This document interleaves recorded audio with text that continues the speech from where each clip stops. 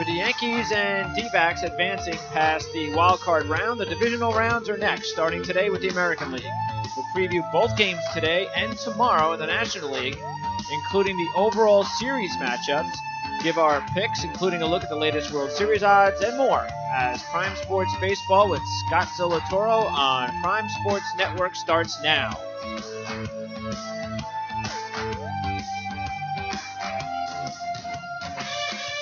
It's Thursday, the 5th of October, 2017. I'm your host, Greg DePalma, and welcome to another postseason edition of Prime Sports Baseball. Let me first introduce our baseball analyst, college baseball broadcaster, and current sports TV network producer, Scott Zillatoro, to the show. And Scott, the wild card games, I mean, as far as the level of drama and excitement because of runs, you couldn't have asked for more. You wonder whether or not that is going to be the beginning of what we're going to see the rest of the postseason, or whether or not that's just what happens when you see two wild card teams in there.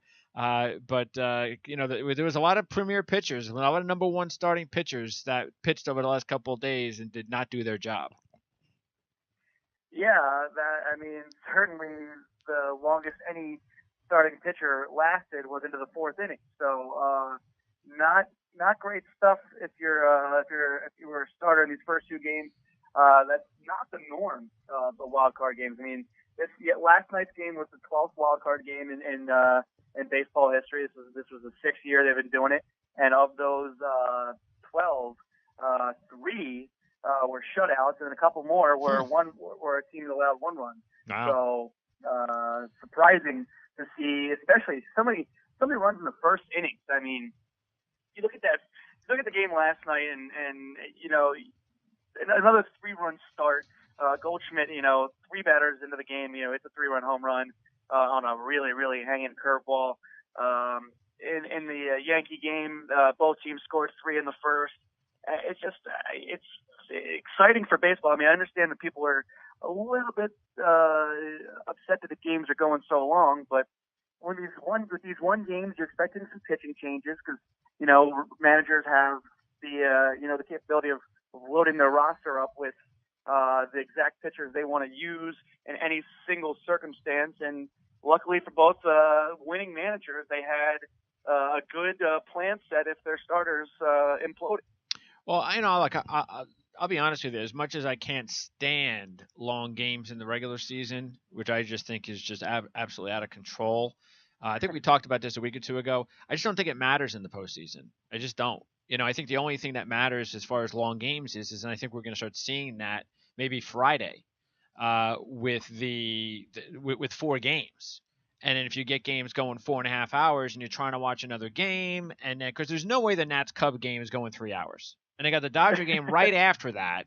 So that you have to be aware of that and know what's the opposite channel that the Dodgers game will start on, and then they'll probably and then will they flip it back to TV?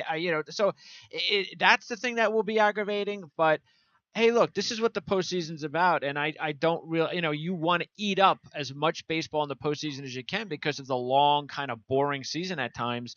That I don't think it matters as much, especially when it's your own team. Well, yeah. So last night was probably I would certainly assume that Tuesday night's game between the Yankees game was probably significantly more watched, even though the Twins don't have the biggest market. But I would bet that game was significantly more watched than last night's game. So I feel bad for anybody who didn't see probably the most exciting play in baseball all season long. We're talking about a relief pitcher, Archie Bradley, the guy who you and I have praised all season long on this show, comes in, has a good, he comes in, gets a big out in a big situation, then comes up to bat in the next inning with 2 outs and 2 guys on base and unleashes a triple into the alley in left center field. The first ever triple by a relief pitcher in postseason history. People were surprised about that. People were like tweeting, "Wow, first ever." I'm like, come on. No relief pitchers bat in the postseason. Yeah. And that's only because Zach Greinke struggled mightily. big shout out to Robbie Ray, who we've also praised, who's had an absolutely outstanding season. He was huge for the D-backs last night. And then, of course, our boy, Fernando Rodney, made it a little interesting, allowed a run. And you forget how important those insurance runs were, because he looked sharp after he allowed that first hit. But he did allow a run in that ninth inning. Yeah, well, that's again. Look, as long as they got 3 or 4 run leads when they handed it over to Rodney, they may be safe, and they were safe last night. But they're not going to be safe moving forward with a 1-run lead. I promise you that. But anyway, big win for Arizona, and Lamb had a huge game, going 4 for 5 with 3 runs. Surprisingly, the one guy that did not hit for them was their hottest hitter coming in, J.D. Martinez. Right. But that's okay, because they were able to get by. It always seems to work out that way too. Whenever your team scores like 1,000,000 runs, it's always the superstar that doesn't hit. It's just weird the way that happens sometimes. But on the flip side, no more baseball for Colorado, and it's going to be a long winter for Charlie Blackmon, who had a great year, went 0 for 4. But Lucroy had a nice game, came up clutch a couple times with a couple of doubles, but they just couldn't come up with the big hit too. They would get close a couple of times, get within a run, and they just couldn't get that tying run across the plate, and that's what ultimately killed them. Well, yeah, I mean, they only left on 5 men on base, but they had these left on were in crucial situations. I know Mark Reynolds had a huge at bat with 2 on and a chance to tie the game late, and he fanned, but yeah, they actually didn't they have like 3 pinch hits? Blackmon 0 for 4. Didn't they have 3 pinch hits? 0 for 5. Go ahead. Didn't they have 3 pinch hits in the game, Colorado? Because if you look at it, like you were just saying, LeMahieu, Blackmon, and Reynolds didn't even have a hit, but and neither did. Oh yeah, those guys didn't have a hit, but I think they had pinch hits, like 3 of them. They had 3 guys who pinch hit in the 9 spot. Valleca, Tapia, and Amarista, all in the pitcher spot. All had at least one. They all were 1 for 1, and in fact, 2 of them drove in RBIs. The Amarista line drive that almost took off Brinky's head up the middle, and then Valleca didn't have the RBI, but he helped get a runner across.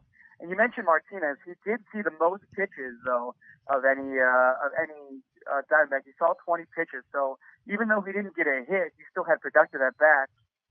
He did draw the 1 walk and didn't actually strike out twice. So that helps add up to those 20 pitches. But I mean, the guy that really sparked it and that really helped a lot was Daniel Descalzo. Everybody's been saying he's been the most experienced guy in the lineup, and he is. All those playoff appearances with the Cardinals. So he was outstanding. And what else can you say about the Diamondbacks team that we've said all season long? Their lineup is just so powerful, and they're going to get hits in bunches. And when they get on base, they're as good as anybody with getting guys in. Well, the thing that the pitchers that really let the Rockies down, though, and I'm not even going to look at the gray, because when you got Severino, Greinke, and Santana not pitching well, I'm not going to criticize John Gray. But with 2 guys that were the most crucial relievers for them going into this game was Holland and Neshek. So they get Neshek in one of those trade deadline deals. Okay, let's add another big bullpen piece, and he can't get the pitcher out, the relief pitcher out in that crucial spot. And then Holland, he came out so close several times to getting out of that bottom of the 8th. Let's get to the 9th. Rodney's on the mound. We can get this team. We could finally, put the pressure on him. And he couldn't close the deal, Holland, after having a great season. No, I mean, what the Diamondbacks, this is what they do. First of all, I already mentioned the Archie Bradley thing. The fact that Neshek, a guy who has been, one of their go-to guys all season long, the fact that he cannot get out a relief pitcher when he has 2 strikes on him. Yep. When he has 2 strikes on him, he can't get out a relief pitcher. Not only can he not get him out, but he really hung probably his worst pitch of the 5 pitches in the at-bat, that awful curveball that just hung up. And this is a guy who had a 1.59 ERA, who had only allowed, I believe, 7 extra base hits in the entire season in 62 innings. Yeah, it's tough to It's swallow. shocking. I mean, Blackman, oh, maybe he should win the MVP award, and then you got Holland, who had an incredible year as one of the best relief pitchers. Again, we talked about how he did have a stretch for a couple of weeks this season where he wasn't on his game, but if you wash that out, he was almost unhittable or unrunnable for most of the rest of the season, and for him not come up big there, and then of course the big Neshek deal, as we just talked about, that was also a killer. So that's what happens in these one and done games, and the pressure goes up too. And I think that's also the theme, because I think it's important to note that I look at these starting pitchers that didn't perform well, and I'm sorry, I'm going to have a hard time just going, oh, okay, they'll be better. Oh, okay, it was just one game. I don't think that, I've been around watching baseball for long enough to know that in the postseason, especially the same postseason you're in, you either, if you get off to a good start, normally you're going to do well. You get off to a bad start, it's almost really, really impossible to get out of that. And I don't trust Greinke. I really don't. I think he hasn't been the clutchest pitchers that we've seen as far as a premier pitcher goes. And then you got Severino as we slide on over to the Yankees series, and that is a huge look. They won. That's all that matters. But if they can't get Severino going again, there's no way they can advance. They're in trouble. No. I mean, look, Severino was their guy all season long. This was the thing that we talked about before that game. It was experience versus the lack of experience. Neither really helped either one of them. Because, yeah, but you also talked about the recent matchup and how the Twins had beaten up on Severino, a few weeks ago or a week prior. Yep, that was his shortest outing of the season, the Twins outing, and then obviously he goes one third of an inning. So maybe that's the only saving grace, is that maybe that team is the one team that has his number, and now that the Twins are out, then if he can go into his next start and pitch well, then he can put everything behind him. I mean, but look, we're talking about the Twins lineup versus the Indians lineup. Oh, I know that. I'm not. It's really there's no. If I'm a Yankee fan right now, I'm terrified going into seeing, especially how. I mean, look, their offense did play great in that bandbox ballpark where any line drive is a home run. And the same thing in the National League. If I'm the Dodgers right now, though. If I'm the Dodgers, I am absolutely horrified right now to be playing against a team that just put up 11 runs against a solid bullpen, like we've mentioned all year, a solid bullpen, a solid pitching staff. And really, and like you said, they did it without Greinke pitching well, and they had to burn already. So that's the one thing, is they had to burn Robbie Ray too. So he won't be able to go probably to at least two or three games in. So the Dodgers have to jump on early. Looking at that American League game, couldn't believe that the Yankees came back in that game, especially how down they looked to start. It couldn't have looked bleaker. Put it that way. But that first inning, but as we all know, you can actually take, like we see this in all sports, like in football, if you're getting beat, and yet something happens just before you go into halftime, something positive, then you can kind of use that as momentum. Same thing in hockey, and we see it in baseball at the end of an inning. Of course, the Twins weren't able to go at least another run to go 4 and possibly 5. Sure. That's that little type of momentum that the Yankees needed to go, okay, we got something going on here. And then sure enough, once they hit, I felt once Gregorius hit the 3-run home run, it was over. I thought the Twins were done. Yeah, I mean, but you're absolutely right. It was Chad Green coming in and getting Jason Castro to strike out. That was, the biggest moment there. Or Buxton and Castro, I should add. But no, you're right. And it's a shame for Minnesota because they really, they had him on the ropes. Like you said, they had him on the ropes. 1 or 2 more runs in that first inning, and that one, that could have been it. But because Gregorius homers, and then, everybody's, the guy who everybody has somewhat of opinion on, Brett Gardner, homers and takes the lead.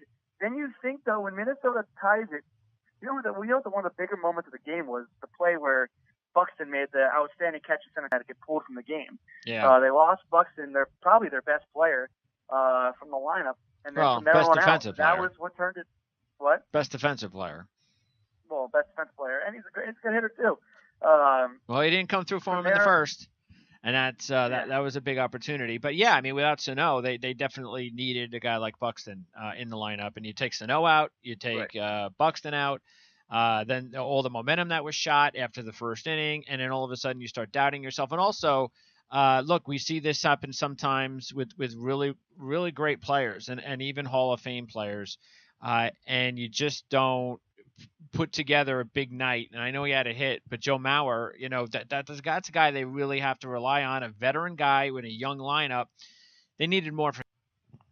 Yeah, they needed more from him. They needed more from Kepler, who had been a solid hitter for the most season long, and it just really, it turned sideways again when Buxton went out, and then of course it had to be, Judge who hit that line drive 3-run home run.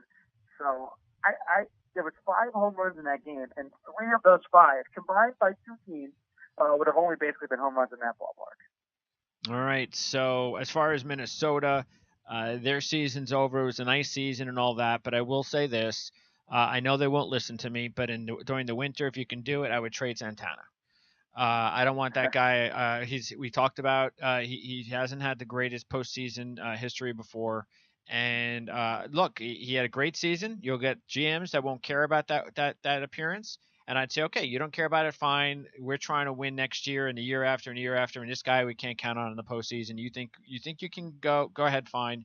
I would trade him, get maximum value for him because that's your guy. 3-0 lead and he can't hold it. And that was huge. You could say everything about this, that, the other thing, but the fact is, you've got your pitcher out there that's had a great season, and it's really been a big part of everything you've done. And he just and it's not even like he was. It's not like he's pitching in the first, and then bottom of the first, they get you 3 runs. It's that he's got the 3-run lead immediately, and he can't even hold a half an inning, and that's very deflating. Yep, I mean you nailed it right there. There's really not much else to say. I mean you just nailed it. So, and then Berrios too. But Berrios is young, so he's going to be around for a while. I mean, look, I put Berrios in the same category that I put Severino, guys who had no experience. Berrios is a starting pitcher who just got thrown into the fire, basically, and that's a tough job to do against that lineup in that ballpark. It is really, really tough to pitch. All right, so Yankees are going to take on Cleveland. And talking about the Indians, and you try to compare, this is a team that was basically a batter or two away from winning the World Series last year against your Cubs. And you take a look at their lineup. It's interesting because there are a few differences from last year's team to this year's team. Encarnacion has basically taken over the role that Napoli had last year. Napoli was their big home run RBI producer, so Encarnacion has taken over that role. But let's keep in mind that Napoli didn't really hit well in the postseason. So if Encarnacion could, really, if you look at it, Lindor was one of the very few batters for Cleveland that did well in the postseason for them last year. It was their pitching that really came up big. Now, sure, they had timely hits. But they need to hit better, Cleveland, in the postseason if they're going to advance this time around. But Lindor is definitely their best hitter. Ramirez has been red hot. I know batting average and combined RBIs, home runs, and all that stuff, you would say he's the best hitter. But again, based on Lindor's success last year in the postseason, I would say Lindor is their top hitter. But Ramirez is also huge. Santana did not play well in the postseason last year, so they need him. They get Brantley this time around. Kipnis was a huge part for their team last year. He's not even anywhere near one of the top players for them this year, but now it's a new season with the postseason. Also, they get Jackson in, who's a nice kind of role player, and Jay Bruce.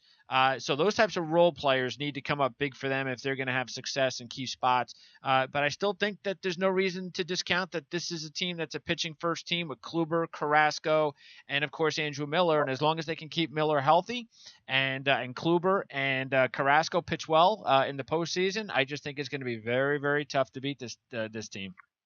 Well, yeah, and you glossed over the fact that they didn't have arguably their second best pitcher in that Cup series either. They didn't have Carlos Carrasco in the playoffs at all last year, so he'll be making his postseason debut Game 3.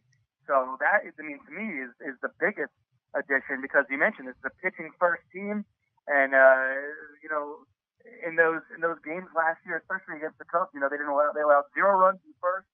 In the first game, they allowed 0 runs in game 3. They allowed 2 runs in game 4, only 3 runs in game 5. And the Cubs obviously, put on the 9 and 8 spot in 6 and 7. But, they were worn out. They didn't have that extra starter, the extra start in Carrasco they really could have hoped for. And now they bring him back. You mentioned all those offensive additions. I mean, to me, there's no reason that this team doesn't advance easily with this series. The Yankees, they put out just their game 1 and 2 starters. It's going to be Sonny Gray today, and then CeCe tomorrow. I imagine they're gonna attempt Severino in game 3. It'll be on normal rest. Oh, where's and, Tanaka? He only threw, like I said, 35 pitches. So, but the question is do they trust him? Well, I mean, so they're not. So wait. What are they doing with Tanaka? Look, they've only announced 1 and 2 so far. Oh, they haven't announced 3 yet. Okay, I would think they would have to pitch Tanaka in game 3. They have not announced 3. So today is Gray versus Bauer. Tomorrow is CeCe versus Kluber. Okay. Well, that's all. I mean, right there. And look, Bauer has been pitching better. There's no question about that. But if Cleveland can take game 1 and go with Kluber against Sabathia in game 2, Yankees are lights out. That's it. They have to win game 1, the Yankees, because they're over. Anytime you're a dog in a series anyway, you better win game 1, or else you're gonna have an uphill battle. But in this particular situation, because it's Kluber against Sabathia, if the Yankees don't win game 1, it's probably over. So Bauer in his last 8 starts since he got pulled from an injury in early August, in his last 8 starts has really been lights out in 6 of them. He had a rough start against Kansas City where he allowed a couple of home runs and 9 hits in 5, and then he had another rough one against Boston where he allowed a home run and 4 runs and 7 hits in 5. Besides that, though, he's allowed 2 runs or less in every start, going at least 6 in the 3rd inning. Yep. And including a start against the Yankees in New York where he went 6, only allowed 1 run, 4 hits, and struck out 4 on 110 pitches just a month ago, August 3. So good track record for him so far against the Yankees. That game was in New York. He gets the comfort of pitching his home ballpark, which is a much bigger ballpark. Little line drive home runs don't go out. And I think that he'll be ready to go, especially, he was, a little banged up in the playoffs. Not banged up, but banged around last year in the playoffs, and he felt that he didn't pitch as well as he should have. So the Indians are strong, and like you said, if they can take game 1 against Sonny Gray and then get Kluber going game 2, that means no matter who they face in game 3, whether it's Severino or Tanaka, and it's going to probably be Carrasco again for the Indians, so they've got to be thinking very high. Oh, yeah. At least if they take one of these 2. Yeah, they better take 1, because if they not only got to go Kluber 2, but Carrasco in 3, it's over. So Yankees need game 1. And by the way, a couple of pitchers that really interesting that to see what they're going to do with the back of with some of these other depth bullpen arms, because a couple of guys that nobody would have thought that you'd be counting on in the postseason, Nick Goody and Tyler Olson. I mean, Tyler Olson has been it's really a great story. I mean, for 28-year-old, come from nowhere, 30 games this year, 20 innings pitched, and he hasn't given up a run. I mean, that is just. I mean, he has had. That's a nice story. And even Nick Goody, who pitched for the Yankees last year, is actually has been having a nice season. Not but this shows you the depth that the Indians have in their bullpen, and of course in their starting rotation. So if they can just get a little bit more offense than they got last year with this pitching, this is the reason why I picked them to win the World Series. I just think it's going to be. And then let's throw in top of the fact that they probably have the best manager in baseball. So that's they've got everything. There really aren't many weaknesses as long as they can keep certain guys healthy, namely Andrew Miller. No, I mean you're absolutely right. They keep Andrew Miller healthy. They keep their starters healthy. They're in good shape. Their outfield is much improved. Like you mentioned, Jay Bruce, a huge mid-season acquisition. Wouldn't he be stoked if he goes into Yankee Stadium and hits a home run in New York? Sure he would. Yeah, that would pretty much stoke his season. All right, let's take a look at Boston and Houston. And the Red Sox, boy, I don't know. I'd be kind of surprised, to tell you the truth, if many people picked the Red Sox to beat Houston. Last year, Boston was one and done against Cleveland. It was actually not, it was really an easy series for Cleveland, and that was with David Ortiz. And even Ortiz didn't have a good series. He just went 1 for 9 in that postseason matchup with the Indians. But Pedroia was terrible, 2 for 12 with 5 Ks. Jackie Bradley, 7 Ks and 10 at bats. I mean, they just did not hit in that series, and it was over pretty fast. But they're not even that. I mean, even this offense compared to last year's offense, not even there. I mean, as soon as David Ortiz was out of the lineup, it's like everybody regressed in the lineup, maybe except for Benintendi. Everybody regressed. I mean, Hanley was so much better last year than he was this year. So this lineup, I'm sorry, but they're going to have to count on maybe guys like Devers, young guys that maybe they didn't think they'd have to count on. I mean, even Mookie Betts, who's had a good season, was much better last year. So the pitching, look, we know how great Chris Sale is. We get that. But there just is no pitching depth outside of Chris Sale and Craig Kimbrell. You can't count on Addison Reed. Yeah, he's been pitching better, but you can't count on him. And then David Price is going to try to be, I guess, the Andrew Miller of the Red Sox, but I don't know. I mean, it's asking an awful lot because they're going to need a little bit more pitching. That means maybe Drew Pomeranz. I don't know. They don't have the starting pitching depth that the Indians have in order to make that work. So it looks like all they've announced so far is Sale Game 1, Pomeranz Game 2. This is interesting because they really kept 5 starters, 6 if you include David Price. So we're gonna for the sake of this, we're gonna call David Price reliever, especially for this series. Maybe he would get a start if they continue on, into the next series, into the World Series, something like that.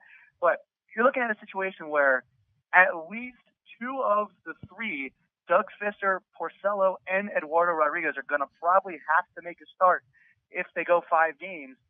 That's not very no. You don't really feel too confident with that. Nope. Porcello, I understand that the reigning Cy Young. You would think he would be lined up to make start number 3. You would think they wouldn't roll out 3 lefties. Yes, Porcello has to start. Against the lineup that really is righty heavy in the Astros. Yeah. Their 4 or 5 best hitters are right-handed. So interested to see what they do here. I don't trust Doug Fister as far as I can throw him. No. I don't even think he should be on the roster, to tell you the truth. I mean, he's not even pitching well. I think it's like you said. I think they didn't have many other choices. Yeah, I think he'll also be in there to be another long reliever like David Price. But so if I had to guess, so we know it's Sale 1, Pomeranz 2, and those have been their 2 guys, for the season. So I would guess Porcello 3, Eduardo Rodriguez 4. Yeah. I would guess. And then maybe Price. That doesn't really make me seem too confident. No. And look, again, I think that it makes sense that if you're going to put Price in the bullpen, that you're going to use him the way the Indians use Andrew Miller. You're not going to, okay. Well, they're going to use him. They're going to use him. But you have to use him every day. You're not going to use him like, okay, guy's having a bad start. I'll throw David Price in for 4 innings, then he's shot for a couple of days. I don't think they're going to do that. I think they'll just throw Fister in there. Though. They have that option. They wouldn't. First of all, they'll live and die today. They will live and die with Sale. They have no choice. I think if Sale allows 3 runs in the first inning, you live and die with Sale. You let him try to figure it out. You can't burn Price today. Pomeranz tomorrow, I would imagine you don't want to burn Price either. But you have Price. If let's say you have Porcello and he gets lit up in the first 2 innings. In Game 3, and it's a do or die, you might have to have Price go 4 innings. Well, sure. I mean, if you're down 2-0 and Porcello's off to a bad start and Price can go 3 or 4 innings, then absolutely. But anything short of that, I think they're going to want to use Price, as many days as possible because again, that bullpen is just not all that strong past Kimbrell. I know Reed's a left. I know they have Reed again starting. And Joe Kelly's been pretty good too. Kelly's had but again, I mean, these guys don't strike fear. So, and I don't even think that they have. I mean, really, if you look at it, do they have? What is Hembry? Who's their top lefty in the bullpen? Do they have one? Well, is it Hembry? Well, or now it's Price. Hembry didn't make the roster. So. Oh, he didn't make the roster. Okay. Well, no. So, I don't know who is it. Is it Bad? Yeah, Bad's not a good pitcher. Is he in the roster or Bad? No, he's not. He didn't make the roster either. So. Really not much. I mean, I guess Price. would be, the one. I don't know, but like you said, yeah, there's really not a guy in there. Really, I know Carson Smith did make the roster. He's a guy who had just started pitching, but he's another righty, another flamethrower, and he's actually been pretty darn good in his what is it, 7 or 8 outings. So Yeah, I think the Austin only Maddox lefty. Yeah, how about Austin? What does he do? Because I know he's. I'm not familiar with him. Austin Maddox is also righty, and he also throws smoke, but he also made the So roster. everybody's a righty Yeah. except Price. I mean, you got Well, Reed. but then also Eduardo Rodriguez. Yeah, Rodriguez, the converted starter, I guess. Yeah, so 2 converted starters as your relievers because Hembry, Barnes, Kelly, Workman, Reed, they're all righties. Abad is your only lefty. None of those guys made the roster anyway. The relievers that made the roster for them are Joe Kelly, Kimbrel, Maddox, Reed, and Smith. And then Price, I guess. All right, so Price is definitely going to be the guy that they're going to count on for your lefty. And like you said, maybe Rodriguez, but it all depends if they start Rodriguez. So. And again, like I said, the Astros really not a lefty-heavy lineup. You look at all their big guns, all their biggest guns at least, I should say, right-handed in Correa, Altuve. I guess you have Reddick in there. He's a big lefty, but Gurriel, Bregman, Springer, those guys are all righty. So okay. Well, anyway, we'll see how it works out. I have no faith in the Red Sox though, so I don't think it's going to matter. Now they are playing the Astros, not the experience of they're a little less experienced of an organization in the postseason, so maybe they'll have that advantage. But Houston's just clearly better. We both like Houston. Altuve's having a phenomenal season. You've got the lineups up and down. I mean, Gonzalez has had a great season.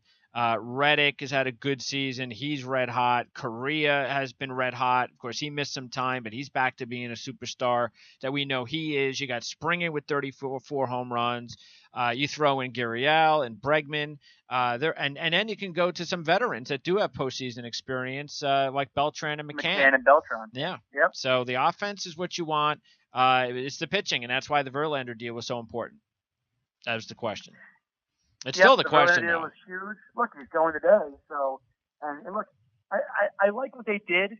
They had Verlander go against a Sale, and then they'll have Keuchel go tomorrow. I like that because it's smart because you don't put all your eggs in the basket against Sale. You don't want to burn your Cy Young winner against Sale.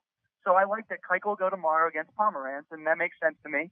And I think, again, Houston also hasn't really put out their line, but I would assume McCullers would go game 3.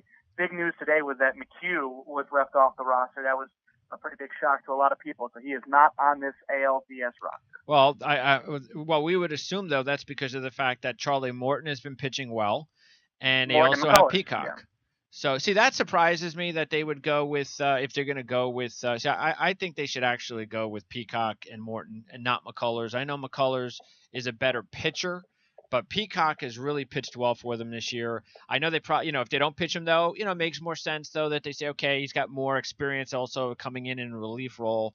But Morton, I think, would have to be the number 3 starter. I mean, Morton. Well, he could be. Yeah, he's been, especially because of his track record of late. Also, you mentioned the Red Sox with no lefties. Only lefty in the bullpen for the Astros is your boy Francisco Liriano. So. Yeah, he's actually pitched pretty well for him lately, and they're going to need that lefty because Tony Sipp was a disaster. So, that worked, and even Gregerson hasn't pitched well, so that works out for them. And then of course Devrinsky was really hot for them earlier this year. He still had a good season. Not like he was earlier this season, but he's still with Will Harris. That gives him some depth behind Giles. But anyway, we both like Houston over Boston. In the National League, the Dodgers and Arizona. See, when I look at this series, the reason why I'm going to disagree and think that the Dodgers shouldn't have anything to worry about is because when I look at that Arizona team, I just don't think that Arizona is going to be able to. Now, look, I do like their starting pitching depth more than the Yankees. But I think this just kind of Greinke having to pitch good in a big spot against the Dodgers. I don't see it. I don't see it. I'll bet against him every game in this situation against that team. And I don't think they'll be able to beat the Dodgers without Greinke pitching well. So I think without realizing, and I can have to, and they know Greinke. I think they'll have confidence against Greinke, and that confidence, maybe that'll help them. Not that they need it; they're the best team in baseball record-wise. But I just think that the Dodgers are the best team for a reason, and the D-backs are going to probably need to hit in order to win this series. They can't be shut down.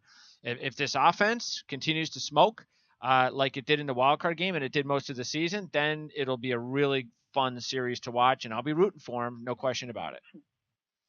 Well, two things. First of all, is this finally the year? And then 2015 in his 2 starts, he was pretty good. But is this finally the year that Kershaw really makes it happen in the playoffs? Yeah, that's all through the playoffs. Not just the Nationals last year, but all through the playoffs. Well, that's what I'm saying. Yeah, he was fine in the Nationals series, and then the Cubs, beat him up a little bit. Yep. So is it the year that he finally does it and he goes all the way through? Is he finally going to be, everybody's been, what's the biggest pitcher comparison in the National League over the past 4 years has been him versus Bumgarner. The 2 lefties, the 2 dead rivals. Is this finally the year where Kershaw can finally do it? And I think it has to be. It absolutely He's has running to out of be. time. I mean, the lineup is there. And the lineup is there. The peak in his career is now. He can't keep pitching like this much longer. In the next year or two, it's going to start to go down. It just has to. No pitcher can pitch like this for more than 2 or 3 or 4 years in a row. Sooner or later, your numbers start to go down. So. Well, I mean, look, this year was. I mean, other than the year where this year was not his greatest year of his career, but he was pretty damn good. All right, he was still 18-4. I mean, his ERA was significantly better last year, but he got hurt and missed 2 months last year. This was probably his best season since his 1.77 ERA year in 2014. Yeah, well, look, he's got more help this time around. I think that could help also, as far as maybe him take a little bit. Maybe if he takes a little bit of the burden off, maybe I don't have to do it all myself. This is the most complete team we've had. Maybe that'll help him and the rest of the team because they brought in Darvish. So Darvish has been pitching well lately. So now he's going to be in a big spot in the postseason. We'll see, with the pressure and the Dodgers and LA and the best team in baseball. We'll see how that works. And Rich Hill has also been red hot lately, and he's had a nice season. And it's better to have Hill as your number 3 starter than a number 2 starter, which is what he was last year. That gives him a little bit more depth in the starting rotation. And of course, Jansen is clearly, in my mind, the best reliever in the game, and that includes, of course, Kimbrel, who's an outstanding reliever, but Jansen's been the best reliever the last couple of years. And then Watson and Cingrani have pitched really well for them lately. Those were 2 big acquisitions for them at the deadline. So we know they got the bullpen. They have an additional starter this year in Darvish. So the question, though, in my mind, is still going to be the hitting. Do they have the hitting, especially the depth in the lineup? And will they not strike out a ton? Because Taylor, Bellinger, Seager, they're K machines. And Seager didn't really do too well in the postseason last year. Bellinger doesn't know what a postseason is. So there's a lot of still question marks with this offense. Are they going to be able to come up at least with the clutch hits at the right time? And if they do, then maybe that could propel them to a world championship. Yeah, I mean, you're absolutely right. I mean, you nailed it. Another guy, yeah, you said Taylor. He strikes out a lot too. So to be honest, just see what they do with the lineup. I mean, with their roster, they got a lot of guys to decide between with, Kike Hernandez, Forsythe, and Utley, and Grandal, and Puig. How many of these guys are all going to make this roster? Jock Peterson probably won't be on the roster, but we'll be interested to see that tomorrow. It's going to be a good series. I think it'll be a good offensive series, as any Diamondback series, as it looks like from last night, will be. I think the Dodgers still handle it, but I think it probably goes 4 or 5. Yeah, I mean, I could definitely see that happening. Absolutely. Again, it all depends on whether Arizona is going to be able to get some of that. Because the other thing that is a big advantage the Dodgers have over the D-backs is their relief pitching. It's just a major edge that the Dodgers have over the D-backs. But hey, you know what? Again, if Arizona can hit, and it's going to be the Dodgers pitching against Arizona's hitting. That's the matchup. Usually the pitching wins in all sports. Defense usually beats offense. Yeah. But hey, that's why the Dodgers are the favorites, and we'll see how that works out. And Granderson is a guy also to keep an eye on because he's basically either a home run or a strikeout off the bench. So that's a guy. By the way, he had 33 Ks and 112 at bats for the Dodgers, batting a buck 61 with 7 Well, home I mean, runs. another guy. Is he going to make the roster? Oh yeah, he's got to make the roster. That's why he was brought here as a pinch hitter off the bench. He has to make the roster. We'll find out tomorrow morning. Because Gonzo's not playing and Utley is, at least they don't have to count on Utley like they did last year. That's an advantage. He's not. I mean, last year he was like a key guy for them. This year he's just another guy. All right. And then we've got the Nats and the Cubs, and we talked in depth about that series on Nat Scrap, so that's available on demand from Tuesday night show. So you came on, we talked a whole lot about that, but at that time we really didn't know about the pitching situation. Now we do. Basically we only know about Strasburg in game one, which makes a lot of sense. So we kind of talked about how that made just way too much sense. That why worry about Scherzer when you can pitch Strasburg in game one? And then for the Cubs, I guess we know what it's going to look like for the first 3 games. We know the whole series for the Cubs. Mm-hmm. It goes Hendricks, Lester, Quintana, Arrieta, Lester. Well, I didn't see anything. I mean, I didn't notice anything about Arrieta definitely. Did they say Arrieta definitely? No, Arrieta's in. He's good to go. Madden today said that it was all just making sure that his leg was healthy. He's ready to go. So it's gonna be Hendricks in 1, Lester 2, Quintana 3, Arrieta 4, and then Lester again in 5. And that's what basically. Are you surprised about the 2-5 thing with Lester? Why did they do that? I think it was. I can't tell you exactly why, but I remember I mentioned that they wanted to have two guys, 2 lefties go back to back in Lester and Quintana. I thought maybe it would go Lester, Quintana, Hendricks, Arrieta, but I don't know why Lester's going game 2. Maybe it's similar to Keuchel going game 2, as they'd rather him face Gio than Scherzer or Strasburg. Well, that's the thing that we don't know yet, which will be interesting because if they pitch Scherzer in game 2, if they think he's healthy, then we got a clash of titans, and we got a great game. Well, then we also, for the Nats' sake, they know that if they need Scherzer in game 5, they could have him available for game 5 for a couple innings. That's just not going to be the case much. Now, that doesn't mean that he won't be able to pitch an inning maybe if he pitches game 3 in a winner-take-all, but you'd be a lot better because just look at what the Cubs are doing with Lester. They're going to start him in game 2 and game 5. So if Scherzer pitches game 2, much better chance that he'd be able to give them something if needed in game 5. So that's something to keep an eye on. But, of course, we would realize that that's an extra 2 days of rest. So they might just say, look, we'd rather the rest. We'd rather have him at optimal peak. We'll pitch to you. Or I think what's probably also going on is what if we lose game 1? If we lose game 1, they might go, well, maybe we got to go with Max. Because we don't want to go down 2-0 because that means a lot of trouble.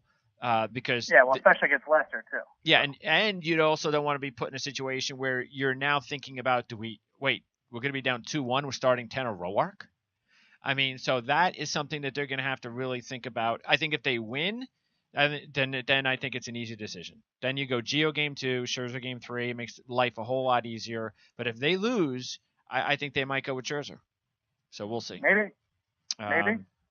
All right. So overall, though, any other news from the last? Because again, it was a couple days ago we spoke about the series. Anything changing besides the starting situation? Any roster updates regarding the Cubs? Not yet. Again, the rosters will come out tomorrow morning, first thing. That'll be when we'll be able to see for real. I mean, I guess the biggest news is that Arrieta is confirmed that he will be on the roster and will be the game 4 starter. That's the biggest news in the Cubs world. All right. And as far as I just want to remind everybody, too, that a couple of days ago, as far as our predictions, we made our predictions, and we both it didn't matter to us, and I'm assuming it still doesn't matter. As far as the American League, again, you have Cleveland over the Yankees and Houston over Boston, and I have the same. But you have Houston over Cleveland, and I have Cleveland over Houston. So that's the American League. Nothing has changed on your end then, right? Still Nothing has changed. not convinced about the on my Yankees. end there. And in the National League, Arizona, you have LA over Arizona, so do I. And we both have LA over Arizona, Washington over Chicago. We both have Washington over the Dodgers. You have Washington over Houston to win the World Series, and I have Cleveland over Washington to win the World Series. And then as far as the futures, we both put more on Washington at 8-1 a couple of days ago. So you have 60 remaining in your future account, and I have 50 remaining. So at this point in time, I'm still holding on to mine, and you're still holding on to yours. Yes, I am. All right. I'm waiting for one of the Dodgers to lose, the Nationals to lose go a game. Down in game one. Yep. Yep, that's exactly what I'm doing. Cleveland and the Dodgers are 4-1 favorites. Houston at 5-1. Cubs 7-1. Boston, Washington at 8-1. So those are the favorites, and the Yankees are, I think, 9-1 now. And Arizona, I believe they're also kind of down to. Well, actually, I think they're still like right around 12-1 or something like that to win the World Series. All right, Scott. So we'll talk again for sure. We have it scheduled on Monday, correct? For sure. Is that when we're definitely doing our next show? On Monday. I will be ready to talk any day you need. Because the games for us are going to be Friday and Saturday. So, yeah, I'll let you know because you're going to be where this weekend? You got that Maryland-Ohio State game, right? You got it right, man. So you're going. But you're staying in local. You're doing it from the studio, producing it, or you're going to the game? I will be in the seats with my dad. Awesome. Good for you. Oh, so you're enjoying the game, non-working situation. I get to enjoy one. Awesome. Well, good luck. I got the Terps in the 31, so I'll go. That's good. I'll go there. So good luck. Team Bortenschlager, baby. Max Bortenschlager. Remember that name. Absolutely. I'll talk more about it. It's hard to forget it once you learn it. I'll talk more about him tomorrow night on the show. I mentioned him on in my report, actually, on my college football report I posted a couple of days ago. His name was in there because I put Maryland as a rising team in college football based on the fact that they were able to battle through with a fourth stringer against a good Minnesota team. All right. So, Scott, unless we talk over the weekend, and that's always a possibility, we'll get you on once again at some point on the Nat Scrap shows with our post-game shows. We'll talk to you for sure on Monday at noon Eastern as we update what's going on in the Major League Baseball playoffs. So thanks a lot, Scott. I appreciate it. Absolutely. All right. Take care. That's Scott Zolatoro, and that is going to wrap it up here for this edition of Prime Sports Baseball on the Prime Sports Radio Network. Don't forget to follow us on Twitter at PrimeSN, and that's also where we let you know when these shows are available on demand immediately when they're available, either on our website at primesportsnetwork.com or our iTunes YouTube pages under Prime Sports Network. For Scott Zolatoro, I'm Greg DePalma. Thanks for tuning in to Prime Sports Baseball. We'll see you a little bit later on this network for our lads Football Network's NFL Preview Week 5 with Tony Mejia and our fantasy football coverage at 6:30. So we'll see you next time on Prime Sports Baseball.